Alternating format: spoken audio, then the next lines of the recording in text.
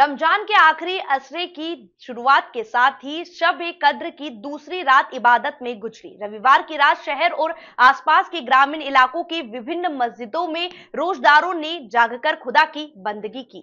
मस्जिदों में कुरान पाक की तिलावत और नफल नमाज अदा की गई। भेलसर गांव की जामा मस्जिद में शब-ए-कद्र की रात विशेष नमाज अदा की गई। वहीं मौलाना मजाहिद उल इस्लाम ने शब-ए-कद्र की फजीलत और एतिकाफ की मजीलत पर बयान करते हुए लोगों को वजू, गुस्ल के मसाइल और कुरान व नमाज पढ़ने का सही तरीका तफसील से बताया। वहीं मौलाना आरिफ नदवी की अगुवाई में मौलाना शमीम नदवी ने मुल्क की तरक्की, खुशहाली और अमन चैन के लिए दुआएं की। मस्जिदों में एतिकाफ में बैठने वालों के लिए खास इंतजाम किए गए। शहर की प्रमुख भेलसर चौराहा जामा मस्जिद, सैयदना बिलाल जामा मस्जिद भेलसर सहित अन्य जगहों पर बड़ी संख्या में अकीदतमंदों ने रात भर जागकर इबादत की। शब-ए-कद्र की इस मुकद्दस रात में महिलाओं ने भी घरों में जाकर खुदा की इबादत की। उन्होंने कुरान की तिलावत की और अपने परिवार व मुल्क की सलामती के लिए दुआएं मांगी गई।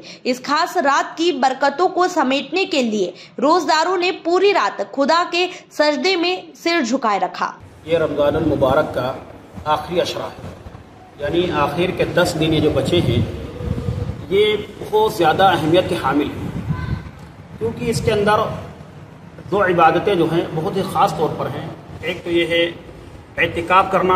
एतिकाफ का मतलब ये होता है कि मस्जिद के अंदर लैलतुल क़द्र की तलाश की नीयत से मस्जिद के अंदर ठहरना, ये एतिकाफ का असल मकसद है। और अल्लाह के नबी सल्लल्लाहु अलैहि वसल्लम ने फरमाया कि जिसने एक दिन का एतिकाफ किया, अल्लाह ताला उसके और जहन्नम के दरमियान 3 खंदक का फासला कर देंगे। और फरमाया कि एक खंदक का जो फासला है वो उसकी जो चौड़ाई और लंबाई वो ज़मीन और आसमान के बराबर है। फिर फरमाया कि इसके अंदर जो है ये तलाश जो है लैलतुल क़द्र के लिए है।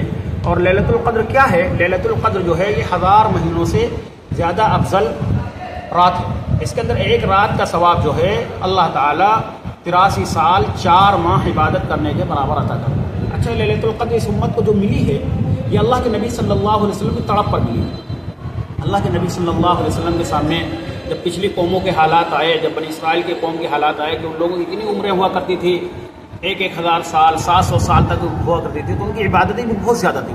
अल्लाह के नबी सल्लल्लाहु अलैहि वसल्लम को ये फिक्र थी कि कहाँ मेरी उम्मत की उम्र जो दरमियानी है 60 साल तक है, आखिर उनके अमाल ज़्यादा हैं, ज़्यादा नेकियां, ज़्यादा जन्नत में जाएंगे। तो अल्लाह के नबी सल्लल्लाहु अलैहि वसल्लम की इस तड़प पर अल्लाह ताला ने इस उम्मत को लैलतुल क़द्र अता फरमाया। और फरमाया कि जो इस रात में इबादत कर लेगा ईमान के साथ और सवाब की नीयत से, तो अल्लाह ताला उसको 84 साल इबादत करने का सवाब अता फरमाएंगे। और फिर ये महीने में जो है खुसूसी तौर पर हमें ये करना है, आखिरी अशरे के अंदर ज़्यादा से ज़्यादा कुरान की तिलावत करनी चाहिए, ज़्यादा से ज़्यादा अल्लाह से दुआ करनी चाहिए, अपने गुनाहों की माफ़ी करनी चाहिए। और इस अशरे के अंदर 2 दुआ का खुसूसी तौर पर अहतमाम करना चाहिए, क्योंकि अल्लाह के नबी सल्लल्लाहु अलैहि वसल्लम ने फरमाया था कि रमज़ानुल मुबारक के अंदर 4 अमल को कसरत से करना चाहिए। पहली चीज़ ये है कि ला इलाहा इल्लल्लाह का जिक्र कसरत से करना है, और दूसरा ये है इस्तिग़फ़ार करना है, अपने गुनाहों की माफ़ी मांगनी है।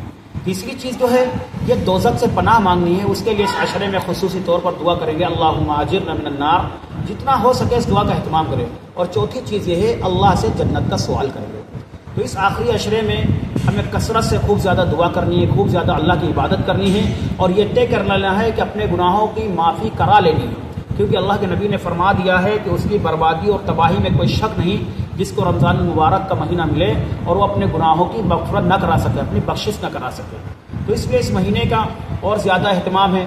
मैं पैगाम देना चाहूँगा उन वालिदैन को जिनके बच्चे मसाजिद को आते हैं, उन्हें ये देखना चाहिए कि आपके बच्चे मस्जिद में हैं कि नहीं हैं, कहीं अलग तो नहीं हैं। अगर हमारी वजह से किसी को तकलीफ पहुँच गई या हमारी वजह से किसी का ज़रा भी नुकसान हो गया, तो हमारी ये इबादत जो है रायगा हो जाएगी, क्योंकि अल्लाह के नबी सल्लल्लाहु अलैहि वसल्लम का साफ इरशाद है। फरमाया आप सल्लल्लाहु अलैहि वसल्लम ने कि बहुत सारे रोज़ेदार ऐसे हैं जिनको भूख और प्यास के सिवा कुछ नहीं मिलता, यानी कोई सवाब ज़रा बराबर नहीं मिलता है। इसी तरीके से बहुत से रात को जागने वाले ऐसे हैं जिनको सिवाय जागने के कुछ नहीं मिलता है। फरमाया कि लोग रोज़ा रखते हैं लेकिन गुनाह करना नहीं छोड़ते हैं, दूसरों को तकलीफ देना नहीं छोड़ते, तो ऐसे रोज़े का कोई मतलब नहीं। इसी तरीके से रात को आप जाग रहे हो लेकिन दूसरों को तकलीफ पहुँचा रहे हो, बाहर जाकर शोर कर रहे हो, खूब ज़्यादा चिल्ला रहे हो, जिससे लोगों की नींद में खलल वाक़ हो रहा है, लोगों को तकलीफ हो रही है, तो इसकी वजह से रात में जागने का भी सवाब नहीं मिलता।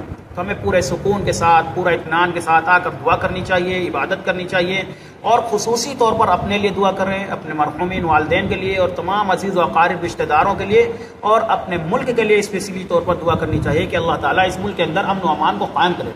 اور اس دعا میں اپنے فلسطین بھائیوں کو بھی شامل کریں جن کے اوپر آج درج حیات جو تنگ کر دی گئی ہے، آج ان کا جینا دشوار ہو گیا، تو ان کے لیے بھی دعا کریں کہ اللہ تعالیٰ ان کی حفاظت فرمائے، اللہ تعالیٰ ان پر سے جو دن ہیں یہ گزار دے، اور اللہ تعالیٰ تمام مساجد مدارس کی حفاظت کرے، اللہ تعالیٰ سارے مسلمانوں کی حفاظت کرے، اللہ تعالیٰ تمام بیماروں کو شفا عطا فرمائے۔ اس طریقے سے ساری دنیا کے لوگوں کے لیے بھی دعا کریں۔